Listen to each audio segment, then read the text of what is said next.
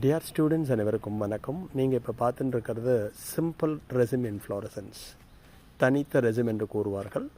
தனித்த ரெசிமோட கேரக்டர்ஸ் உங்களுக்கு தெரியும். இந்த இன்ஃப்ளோரசன்ஸ் ஆக்சிஸ் இஸ் இன்டிடாமினேட்டட் growth. மஞ்சரியின் அச்சானது தொடர்ச்சியாக வளர்ந்து கொண்டே இருக்கும். The flowers are arranged in acropetal succession. மலர்கள் அடி முதல் நுனி நோக்கிய வரிசையில் அமைந்திருக்கும்.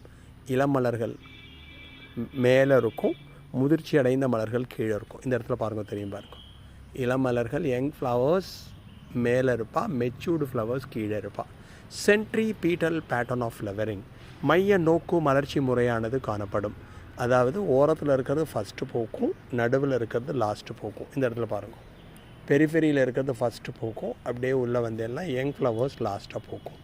இன்டிடாமினேட்டட் growth, வரம்பற்ற வளர்ச்சியுடையது. அடிமுதல் நுனிநோக்கிய வரிசையில் அமைந்த மலர்கள், acropetal succession, centripetal pattern of flowering. Thank you, students.